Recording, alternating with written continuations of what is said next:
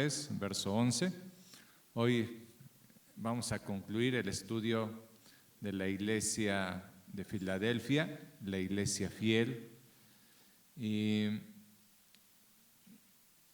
miren cómo termina esta carta nuestro Señor Jesús a esta iglesia que no había negado su nombre, que había guardado su palabra, que habían ellos, aunque los judíos algunos de ellos los habían sacado de la sinagoga, habían sido fieles, y aunque pues tenían el conflicto con el mismo imperio romano, esta iglesia, estos creyentes nunca desistieron en seguir adelante y en negar el nombre de nuestro Señor. Y dice el verso 11, Apocalipsis 3:11, les dice nuestro Señor Jesús a esta iglesia, y son palabras que podemos tomar para nosotros. He aquí, yo vengo pronto. Retén lo que tienes para que ninguno tome tu corona.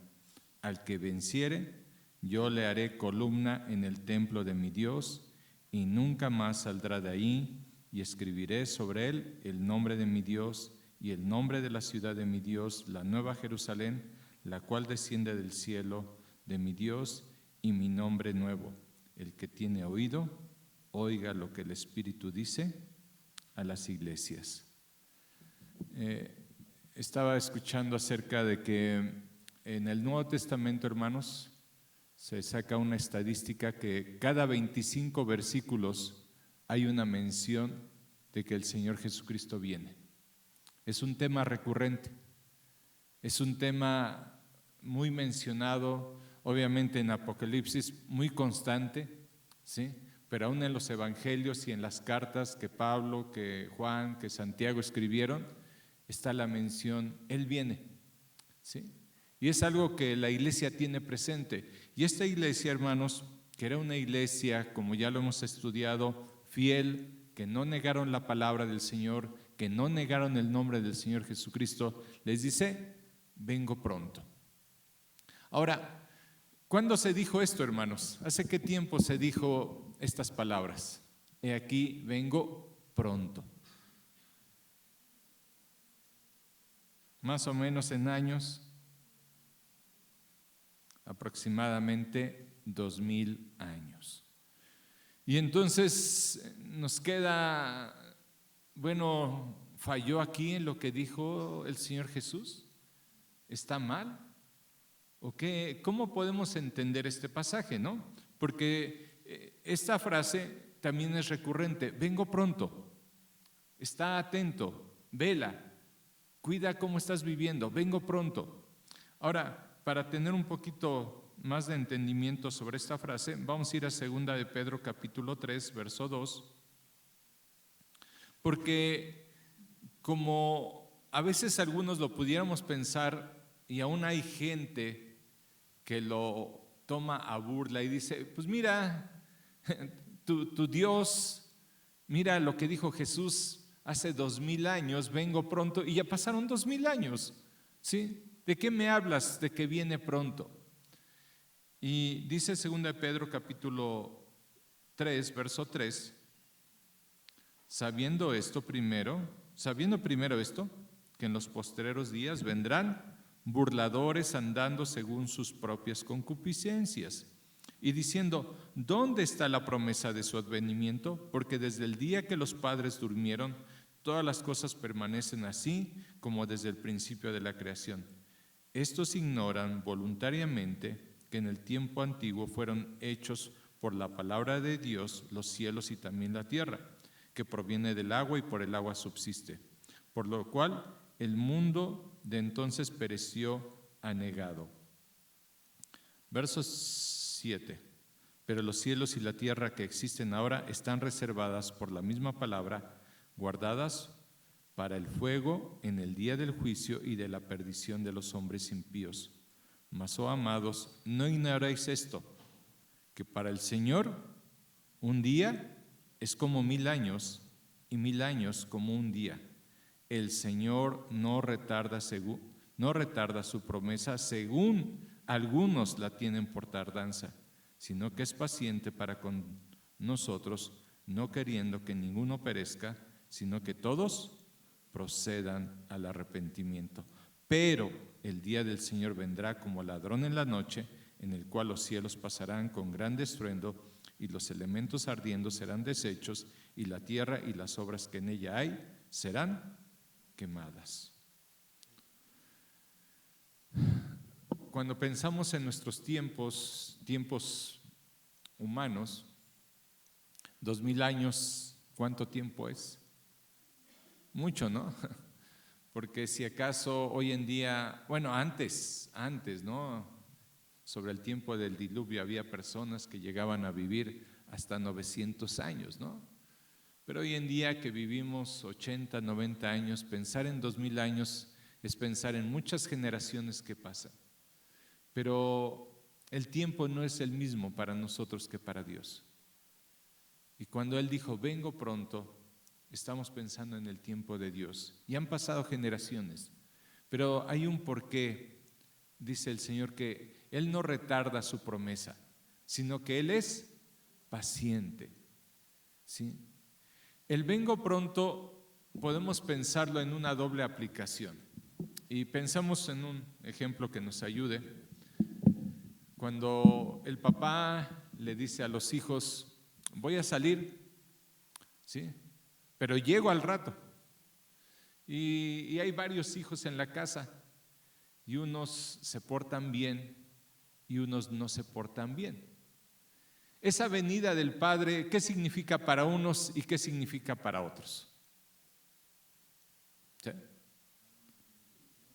Para unos alegría, ¿no? Va a venir mi papá y a lo mejor me trae algo, ¿no? ¿Sí? Pero para los que se portaron mal, hay temor. Sí, híjole, y le dice la mamá, nada más que llegue tu papá, le voy a decir lo que hiciste. Y viene el temor. Entonces, el vengo pronto, hermanos, y lo podemos ver en la palabra de Dios, siempre tenía esa doble connotación. Para unos, de juicio, de temor, ¿sí? Y para otros, de bendición.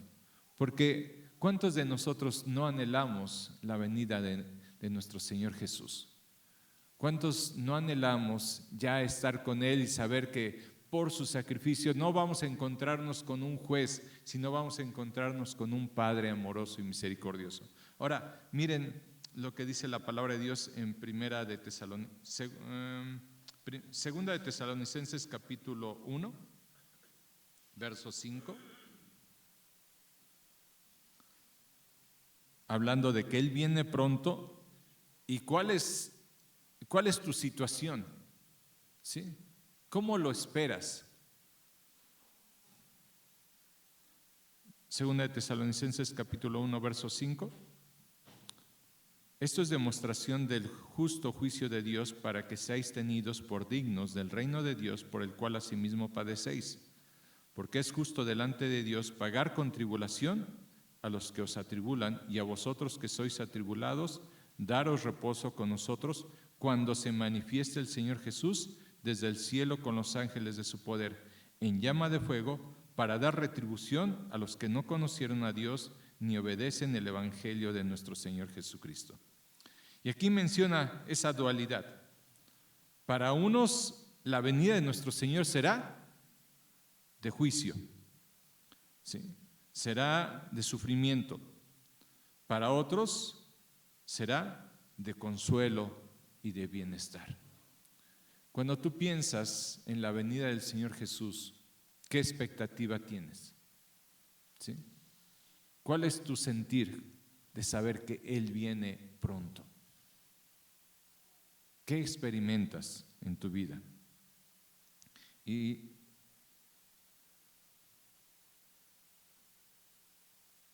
vemos lo que el Señor le dice a otra iglesia acerca de que viene pronto. Apocalipsis capítulo 2.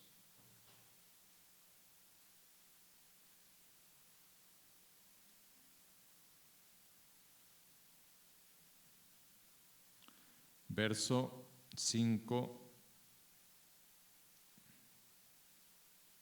verso 4 y 5. Según Apocalipsis capítulo 2, verso 4 y 5. Pero tengo contra ti que has dejado tu primer amor. Recuerda, por tanto, de dónde has caído y arrepiéntete y haz las primeras obras. Pues si no, vendré pronto a ti y quitaré tu candelero de su lugar si no te hubieras arrepentido. A veces el vengo pronto nos está hablando de la venida, de la segunda venida de nuestro Señor Jesucristo a esta tierra y que Él va a cumplir. Pero también a veces es una advertencia de juicio sobre la iglesia. En este caso, sobre la iglesia de Éfeso, le está diciendo: sé lo que tú has hecho, iglesia, has abandonado tu primer amor, ¿sí? Has dejado esa motivación por la cual vivías la vida cristiana, y si no te arrepientes, ¿qué le dice el Señor? Vengo pronto. ¿Para qué? Para traer juicio sobre la iglesia. Y hermanos, esa es una advertencia que hace el Señor Jesús sobre la vida de las iglesias. Él escudriña las obras, Él conoce nuestras vidas y Él nos advierte a la iglesia: hey, vengo pronto, ¿cómo está tu vida? ¿Sí? Seguimos viendo el capítulo 3 y dice la siguiente frase después de que les recuerda: vengo pronto. ¿Cuál es la siguiente frase, hermanos? Retén lo que tienes. ¿Qué tenía la iglesia de Filadelfia? ¿Qué cosas tenía? ¿Qué cosas tenía? Las hemos visto. Era una iglesia que era fiel, que no negaba el nombre de nuestro Señor Jesucristo, que era obediente a la palabra. Y por eso mismo, ¿qué le había dicho el Señor Jesucristo que le iba a dar a la iglesia? Una puerta abierta. Y veíamos que eso era una puerta abierta para el ministerio, para que compartieran el evangelio, para que siguieran sirviendo. ¿Sí? Y ahora el llamado es: vengo pronto, retén lo que tienes. ¿Sí? Retén lo que yo te he dado. ¿Por qué? Porque yo vengo pronto. Y yo quiero que tú sigas siendo una iglesia fiel. Y hermanos, aquí es un llamado de atención, pues obviamente a cualquier iglesia del Señor. Una de las cosas y que nos llega a pasar en la vida cristiana, y ya se ha comentado, ¿no? Y yo preguntaría, hermano Luis o hermano Zenaido, hermana Belén, ¿ustedes ven que difiera mucho la iglesia, hablando de nuestra iglesia de Chicabasco, de hace 30 años a hoy en día? ¿Difiere la iglesia? En su vida, en su práctica. Hermanos de más años, ¿difiere la iglesia de hoy a la de hace más años? La enseñanza es la misma. Ok. La enseñanza es la misma, lo que sí difiere es por las edades. Bueno, las edades, ok, eso evidentemente, pero tenemos la misma práctica de iglesia. Ok, la doctrina, gracias a Dios, se ha enseñado, se ha tratado de perseverar, hay imperfección ciertamente, pero creo que hemos tratado de dar el énfasis sobre lo primordial. Pero hay una misma práctica de vida iglesia, hay una misma práctica de comunión, hay una misma práctica de fidelidad a nuestro Dios. ¿Qué piensan? No. ¿Es mejor? ¿Es peor? Es que entre más grande la iglesia, entre más gente, hermanos, es más difícil. Ok. Bueno, pudiera ser un motivo, pero... Antes salíamos en grupo porque éramos 15 o 20 hermanos. Hoy día es un poco difícil. No imposible, pero es un poco difícil. Ok. Bueno, pudiera ser por la cantidad, pero ¿seguirá habiendo, aún siendo más, el amor fraternal que había en las primeras etapas? Sí, Juanita. Yo creo que el amor sigue siendo, porque cuando tenemos alguna dificultad, alguna enfermedad, yo creo que los hermanos están ahí para apoyarnos en oración y con una visita como que sí nos levanta el ánimo. Gracias a Dios, ¿no? Cosas que el Señor ha permitido que permanezcan y que abunden, ¿sí? Creo que hasta incluso ahora es mejor, hay más comunión que antes.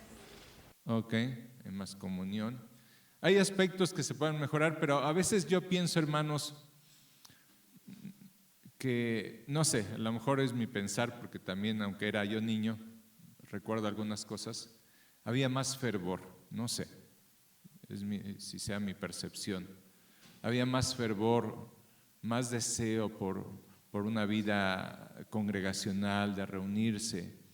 Y a veces, hermanos, en nuestra vida, por las mismas situaciones, por la edad, por el cansancio, por las enfermedades, a veces, no sé, quizás no aplica para todos, eso sí lo pudiera decir, quizás no aplica para todos, pero a veces no hay ese mismo ánimo, ese mismo gozo o fervor para seguir adelante en nuestra vida cristiana, ¿sí? Y hermanos, es la petición que Dios, que nuestro Señor Jesús le hace a su iglesia, ¿sí? ¿Qué le dice? Retén lo que tienes, sigue adelante, sigue siendo fiel. Sí, sí, hermana. En ese tiempo estábamos como en nuestro primer amor hacia Cristo. Ok, Había mucha memorización de su palabra y había reuniones en las casas y nosotros pues éramos más jóvenes y mi esposo y yo no faltábamos a la reunión de jueves y mi hermano Huicho, Juanita, mi hermano Zanay y mi hermana Belén tampoco éramos más activos porque pues nuestra juventud no lo permitía y me acuerdo que por ejemplo en las fiestas yo hacía unas cazuelas de comida grande para compartir y podía uno hacerlo, pero también había más memorización de la palabra, nos reuníamos en las casas como grupos para tener más compañerismo. ok. Y era ese tiempo era muy bonito, porque teníamos muchas reuniones así, familiares. Y voy al punto que pienso más destacado. Estabas en tu primer amor y había un anhelo en tu corazón de buscar más a Dios, de orar, de llevar una mejor relación espiritual y cuidar más la vida espiritual de la familia. Y les digo, no aplica para todos en el mismo grado, pero creo que a veces sobre la marcha de la vida cristiana sí va habiendo un decaimiento y no nos damos cuenta y nos vamos acomodando y nos vamos acostumbrando a esa vida hasta cierto punto cómoda, ¿sí?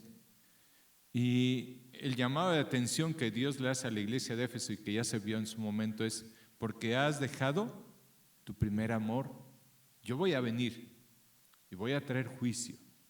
Y aquí a esta iglesia que era fiel le dice: retén lo que tienes, permanece, sigue adelante, ¿sí? Y podríamos decir, bueno, ¿qué Dios le ha dado a la iglesia? Y gracias a Dios porque puede haber armonía o comunión, pero quizás no la que debiera ser de todos, ¿no? Y por ejemplo los días jueves, ¿no? Pues gracias a Dios porque de momento viene un buen número de hermanos, de momento baja, pero ¿por qué no venir más? Quizás falta ese primer amor con el cual anhelábamos estar más en oración, más buscando y dependiendo de nuestro Dios. Ahora, hermanos, y aprovecho este contexto para dar avisos. Platicando el día miércoles, hay un grupo de hermanos acerca de cómo poder trabajar este año como iglesia. Comenzábamos a ver algunas necesidades. Y por ello mismo, como ya se habló el día jueves, a partir de este martes no, pero apúntenlo matrimonios, ¿sí? Va a ser el martes, no sé si me dicen qué martes sería, de este martes que viene en 8, para decirla, 27. Martes 6. ¿Sí? Martes 6. a partir del martes 6, ¿sí? Cada 15 días, hermanos, matrimonios, tendremos reunión de matrimonios. ¿Creen que haya necesidad de conocimiento, de ser enseñados, de buscar principios para la vida de los matrimonios? ¿Sí? ¿Será que sí? ¿Sí? ¿Será difícil venir? Un poco, ¿no? Un poco, a veces porque es la chamba, ¿no? Porque estoy cansado. 7:30 de la noche. Sábado, martes 6 comenzamos, va a ser cada 15 días, vamos a llevar un discipulado para los matrimonios. Pero precisamente, ¿cuál es el propósito, hermanos? Que se fortalezcan la vida del matrimonio. Porque ¿ustedes creen que cuando la vida del matrimonio no está bien, podrá estar bien la vida de la familia? No.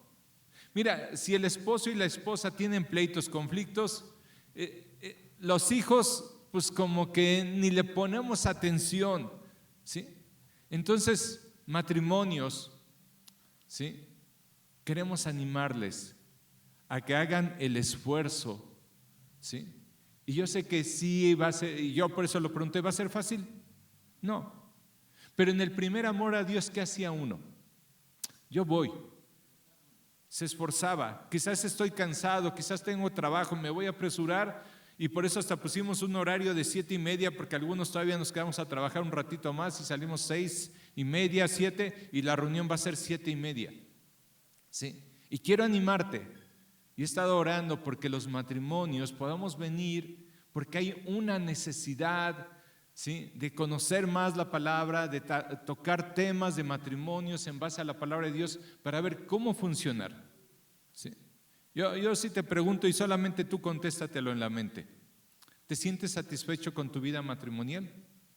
No mires a tu esposo ni a tu esposa. Tú piensa, ¿te sientes satisfecho con tu vida matrimonial? Bueno, entonces esta reunión es para ti. Y si te sientes satisfecho y estás muy bien, entonces ven y nos compartes cómo le has hecho. ¿Te parece? Sí, hermano. Puedo asegurarles, sin temor a equivocarme, que cuando uno está en pleito con su esposa, que sea un pleitito leve, y se uno duerme así, no duerme uno. De veras, no duerme uno. Entonces, Sí.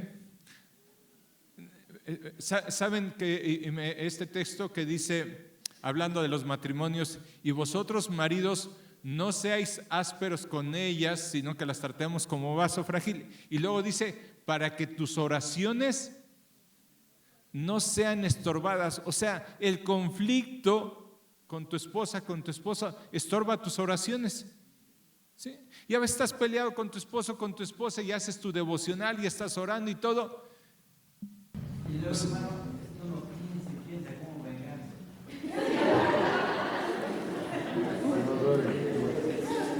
No duerme, porque es como venganza.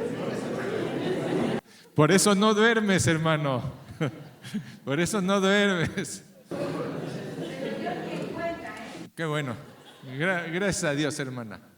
Mire, necesitamos a veces tratar aspectos específicos y el propósito es hacerlo con un discipulado, y en los martes voy a tratar por lo menos a lo mejor una vez al mes de invitar a algún hermano que nos hable acerca de la vida matrimonial. El plan es 1 hora, hermano, porque yo sé que es complicado, acabas de trabajar y ya estás cansado y a veces pues hay que ir a preparar la cena, pero por eso les digo, hermanos, hacer el esfuerzo. Y el Señor le dice a esta iglesia, retén lo que tienes. Y miren, quizás algunos matrimonios, ahí vamos a jalones y tirones, o estamos tambaleando y dice, hey, ¿sí? Retén lo que tienes. ¿Qué es lo que tenemos? ¿Qué es lo que Dios nos ha dado? Una familia, un matrimonio. Y se ha dicho que el reflejo de la iglesia será cómo está la vida familiar. Y si a veces venimos aquí y decimos, hermanos, ¿quién quiere orar? Y nadie quiere orar, ¿por qué será? Pues no vengo con ganas, estoy peleado con mi esposo, con mi esposa, no me hablo. ¿Qué ganas tengo de levantarme a orar o de alabar a Dios o de expresar algo? ¿No pasa eso? Entonces, hermanos, Hagamos el esfuerzo. Y otro aviso, hermanos. Intercalado con esto, queremos hacer reuniones en las casas, ¿sí? Como se ha hecho, hacer grupos de 5 o 6 familias, ¿sí? Vamos a ver si se lleva un discipulado ahí, quizás está el PLS concentrado, varios lo llevamos, pudiera ser un buen material, ¿sí? O algún libro de la Biblia, pero el propósito es la convivencia, la armonía, el orar unos por otros, y esto alentaba nuestras vidas. ¿Va a ser fácil esto, hermanos? No. ¿Pero qué es preferible? ¿Sí? Que hagas el esfuerzo y te desgastes un poco físicamente por el bienestar espiritual de tu familia, de tu matrimonio, o lo comentaba y ya por ahí lo dije creo con los varones. La semana pasada un día desperté triste porque supe noticias de algunas familias y me vinieron a la mente, pues esta familia, y no son familias de aquí, ¿no? Una familia de un pastor con problemas muy serios con sus hijos, otro pastor igual con un problema muy severo con un hijo, y de un matrimonio de un pastor que sirve y anda saliendo, pero está tronado su matrimonio, y decía, ¿qué tiempos estamos viviendo? Y esto hablando de hombres que se supone que estamos mejor espiritualmente y que tenemos problemas severos con los hijos o en los matrimonios, ¿sí? Y hermanos, cada día experimentamos un ataque de Satanás, del mundo y nuestra carne a la vida del hogar, para que haya pleitos, para que uno se vaya a dormir enojado, para que los hijos no quieran vivir en casa. Muchas veces los hijos dicen, o las hijas o hijos, yo ya quisiera casarme porque me quiero ir de mi casa, ya no soporto a mis padres, ¿sí? Y entonces, hermanos, ¿qué vamos a hacer? ¿Trabajar más tiempo extra para ganar un poco más? ¿O trabajar en nuestras familias? ¿Sí? Ya lo hemos expresado, de qué sirviera al hombre ganar todo el mundo y perder su familia. ¿Sí? ¿De qué sirviera? No, pues ya estoy prosperando más. ¿Y tu familia? Retén lo que tienes. He aquí vengo pronto. ¿Dios nos va a pedir cuentas por nuestros matrimonios, hermanos? Dios nos va a pedir cuentas por nuestros hijos. Sí, ellos son responsables, pero también somos responsables como padres de criar a nuestros hijos en la amonestación y disciplina del Señor. ¿Le estamos estorbando a nuestros hijos en el pecado? ¿Sí? O, ya son adultos, que hagan lo que quieran porque ya son mayores de edad. No, hermanos. Tenemos que orar y tenemos que estorbarlos y tenemos que decirlos, no vamos a vivir sus vidas, pero sí podemos estar ahí para influenciar de una forma positiva espiritualmente la vida de nuestros hijos. Ellos darán cuentas, ciertamente, pero también nosotros en la responsabilidad que Dios sí nos ha dado como padres con respecto a ellos. Entonces, hermanos, retén lo que tienes, sé fiel, persevera, sigamos adelante.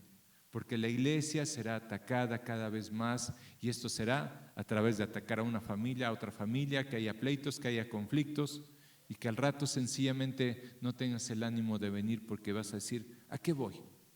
Si mira cómo está mi vida. Entonces, estaremos, por ahí el hermano Rubén iba a hacer la lista de las familias, ¿sí? Y estaremos haciendo un sorteo para ver, que sea al azar, qué familias con qué familias, y después organizarnos y tendremos 15 días para hacer nuestra reunión familiar en casa con ese grupo de familias y tener un tiempo ahí para buscar de Dios como familias en conjunto. ¿Estamos de acuerdo, hermanos? ¿Quieres participar? ¿Te va a costar? Sí. ¿Vale la pena? Sí. Entonces, vamos a hacerlo. Retén lo que tienes y fíjense lo que dice el Señor. ¿Para qué? ¿Para qué tenemos que esforzarnos y seguir siendo fieles? ¿Cuál debiera ser la motivación principal para obedecer a nuestro Dios, hermanos? La gratitud, el amor. Porque Él pagó por mis pecados, porque Él dio a su Hijo por mí, por amor a Él, decido obedecerle, decido guardar su palabra. Pero fíjense cómo es nuestro Dios. Dios añade a nuestra vida de obediencia una bendición.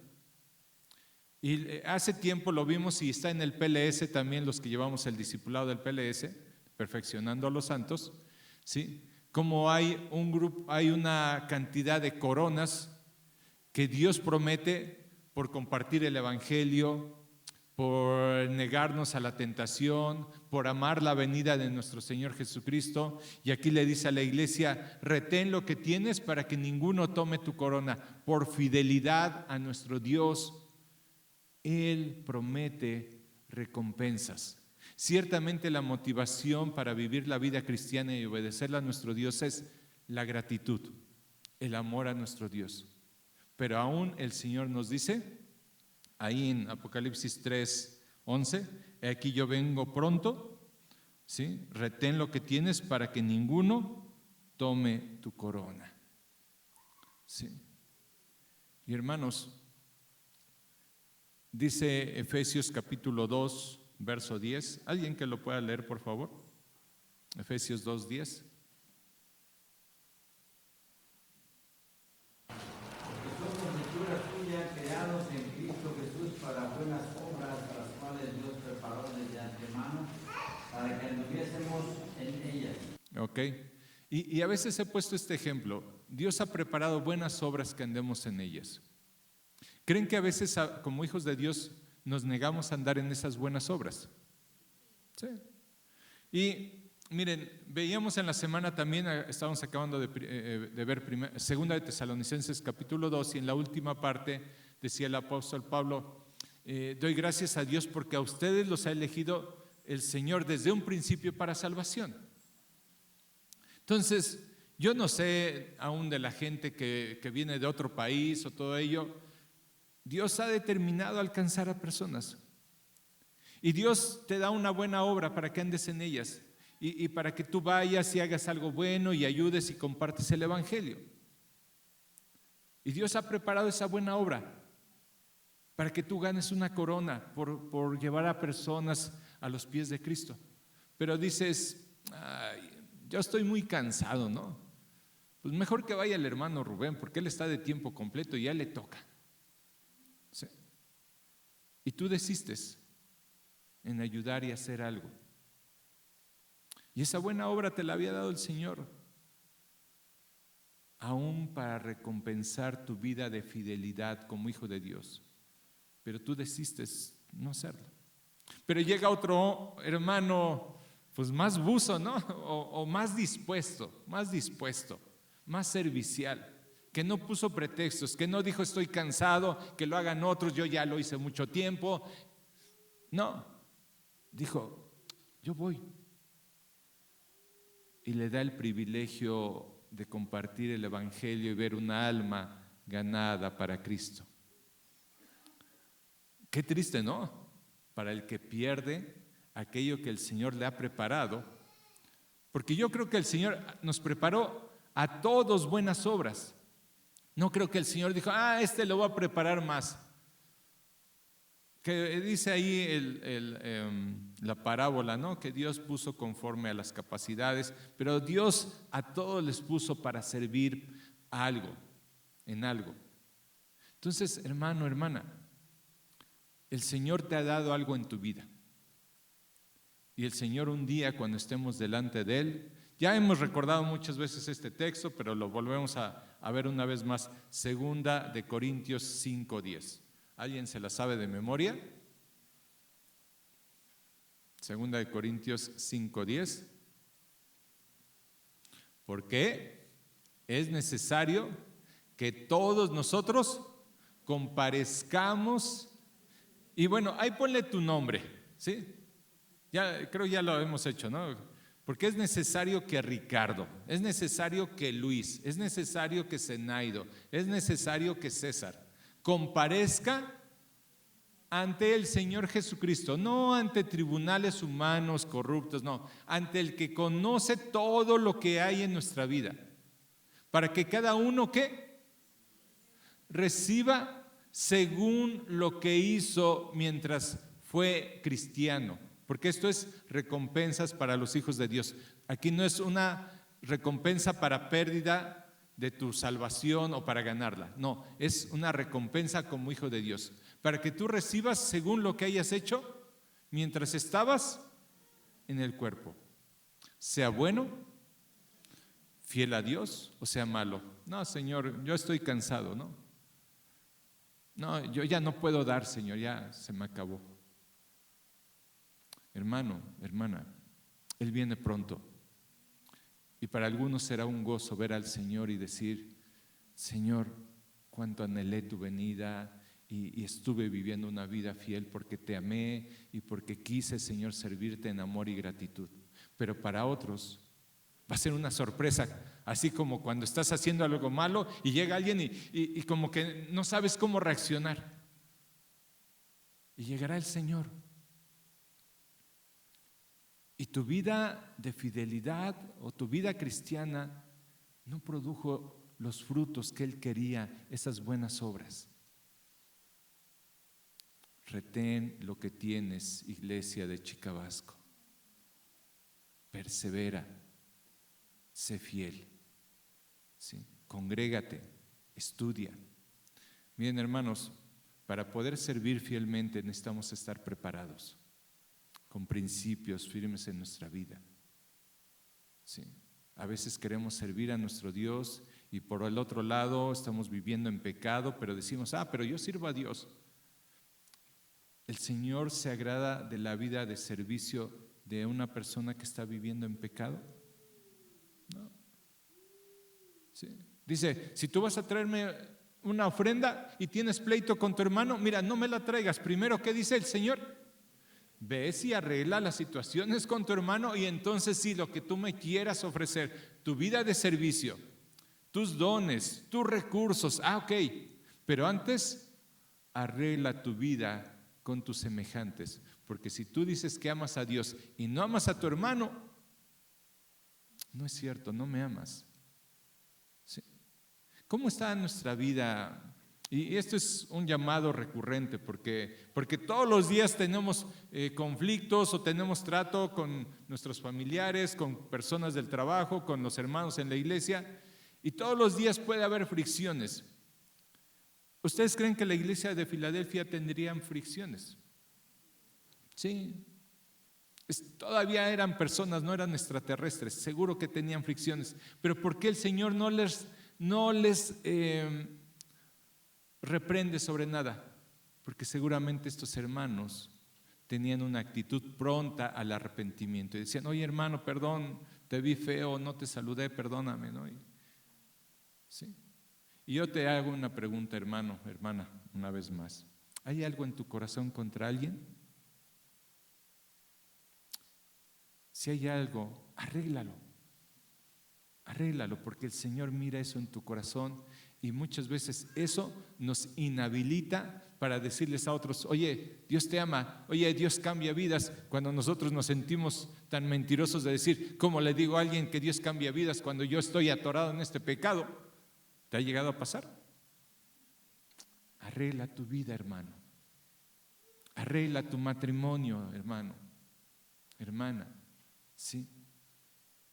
No desperdicies el poco tiempo que tienes de vida, porque es poco tiempo a la luz de la eternidad. Así es que retén lo que tienes y miren, sigue diciendo la palabra de nuestro Dios: aquí yo vengo pronto, retén lo que tienes para que ninguno tome tu corona. O sea, yo recompenso y habrá pérdidas, y dice ahí 1 Corintios capítulo 3 que algunos sufrirán pérdida de recompensas, y yo creo que eso ha de ser algo muy triste al estar en la presencia de Dios. Verso 12: al que venciere, ¿sí?, yo le haré columna en el templo de mi Dios.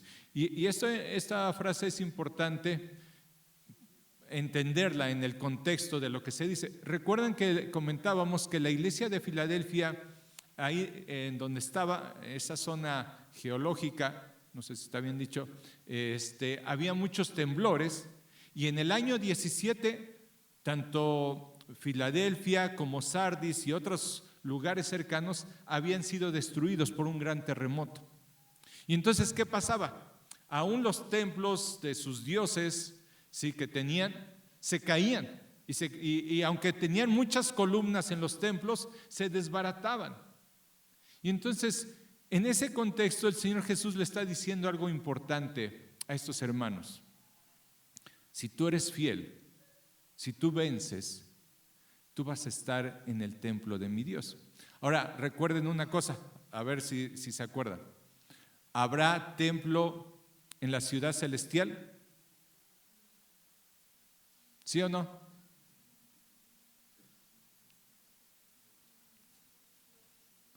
Porque no habrá templo. No habrá templo, porque Él estará con nosotros. ¿Sí? Y entonces, ¿qué está diciendo el Señor cuando les dice, ustedes serán columna en el templo de mi Dios? Ustedes estarán presentes siempre ahí, como personas que fueron fieles a Dios. ¿Sí? No sé, hermanos, exactamente, porque el Señor nos da algunos aspectos, pero no nos declara todo. ¿En qué sentido? ¿Sí? Al estar ahí en la presencia de nuestro Dios, habiendo sido fieles en nuestra vida como cristianos, esta recompensa de ser columnas en el templo de nuestro Dios, permanecer cerca del Señor, será una bendición, un bienestar para aquellos que fueron fieles. Y dice algo más: al que venciere yo le haré columna en el templo de mi Dios y nunca más saldrá de ahí. ¿Por qué le expresa esto el Señor? Porque si recuerdan, les di el contexto que muchos de los hermanos de Filadelfia los habían expulsado de las sinagogas de los judíos. Había visto muchos judíos que habían creído en el Señor Jesucristo, y cuando ellos creyeron, ¿qué hicieron los demás judíos? Los expulsaron. ¿Sí? Los expulsaron y dijeron, no, ustedes están en contra de Dios, Jesucristo no es Dios, ustedes están mal. Los humillaron, los expulsaron. ¿Y ahora qué les está diciendo el Señor Jesucristo? Ustedes siempre estarán en el templo de mi Dios, nadie los va a sacar de ahí. ¿Sí? Ese es el contexto para la vida de la iglesia. Y añade algo más: y escribiré sobre él el nombre de mi Dios. Una de las cosas que tenían ahí en diferentes ciudades gobernadas por los romanos era que cuando había un ciudadano que se destacaba por sus logros y que había apoyado al imperio romano, una de las cosas que hacían era que en las columnas que estaban en los templos escribían su nombre. ¿Sí? Ahí ponían el nombre reconociendo que esta persona hizo méritos y fue un gran escultor o prosperó mucho y ayudó en la construcción del templo ahí de la diosa Diana o de todos sus dioses, y escribían sus nombres. ¿Y cómo creen que se sentían estas personas? Muchos eran cuando ya morían, pero algunos eran en vida. ¿Cómo se sentían estas personas al saber que sus nombres eran escritos ahí en las columnas? ¿Te han hecho alguna vez algún reconocimiento?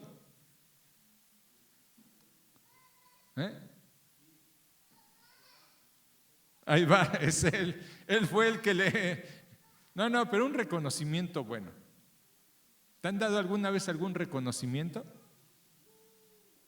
¿Sí? Nadie en algún día te dijo, oye, o en la escuela quizás alguno de ustedes estuvo en el cuadro de honor. ¿Sí? Y los pasaron al frente y dijeron, estos son los más estudiosos. Sí, alguna vez. ¿Cómo se siente? Bonito, ¿no? Se siente bien. ¿Sí? Algunos dicen que nada más el único reconocimiento que tuvieron fue un reconocimiento médico para ver cómo estaba su salud. Pero no, un reconocimiento de algo en lo cual tú fuiste destacado. ¿Sí? Te sientes bien.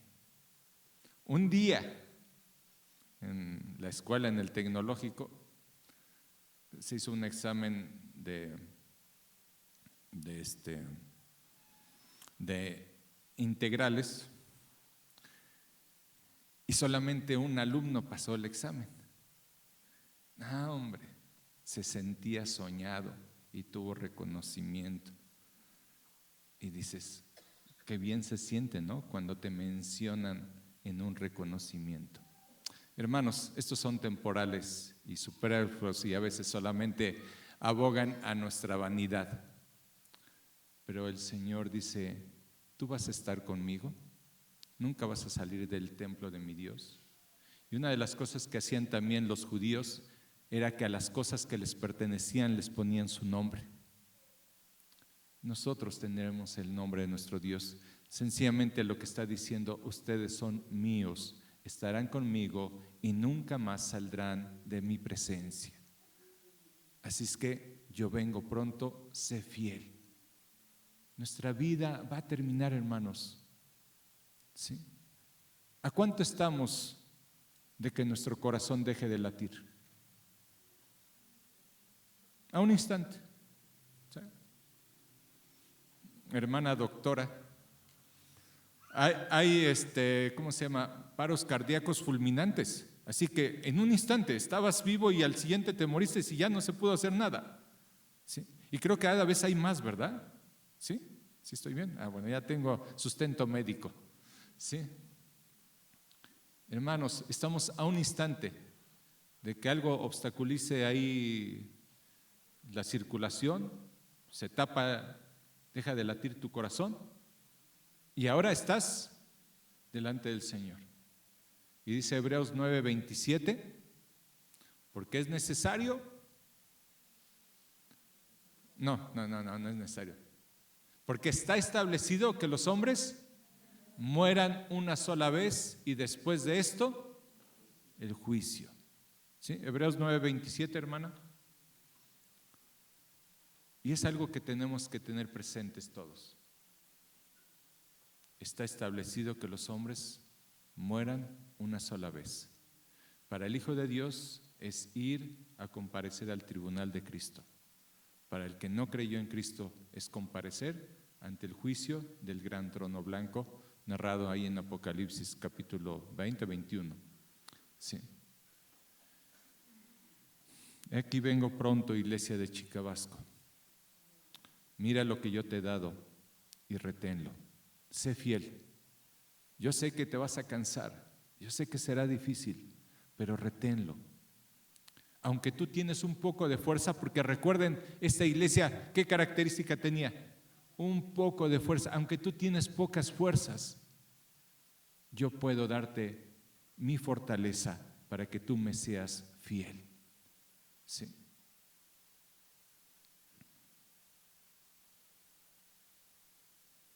Escribiré el nombre de mi Dios y el nombre de la ciudad de mi Dios, la nueva Jerusalén, la cual desciende del cielo de mi Dios, y mi nombre nuevo. Verso 13, hermanos.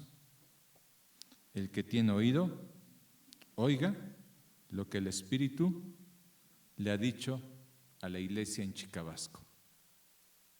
¿Quién nos habla, hermanos? Dios. Esto se escribió para nosotros. Sí. Así es que, hermano, hermana, matrimonios, hijos, sí, por amor al Señor seamos fieles y esforcémonos. Esfuérzate en tu escuela por guardar tu testimonio. No digas, es que los demás viven así. Tú esfuérzate, tú sé diferente. Es que todos los matrimonios andan de la greña. Pues que tu matrimonio sea diferente. ¿Sí? Si has ofendido a tu esposo, pídele perdón. Si has ofendido a tu esposa, pídele perdón. Restaura tu relación. Si tienes pleito con tus hijos, arréglalo. No esperes estar en un hospital o en un panteón para decir, ¿por qué no lo hice antes? Porque el Espíritu nos habla ahora en las condiciones que estamos. Arregla tu vida, persevera, retén lo que tienes porque yo vengo pronto y tú me vas a dar cuentas de lo que hayas vivido. Amén, hermanos. Si tienes algo que hablar con Dios, ¿por qué no lo haces ahora? Si tienes que pedir perdón, si quizás ya te cansaste, si querías desistir, ¿por qué no le dices, Dios, dame fuerzas, ayúdame? Sí. Pide la ayuda para tu matrimonio, para tu familia. Pidamos ayuda para la iglesia en Chicabasco, que Dios nos sostenga y que no haya ningún pecado escondido que estorbe la comunión de la iglesia con nuestro Dios. Oremos un momento y después se ponen de pie para orar.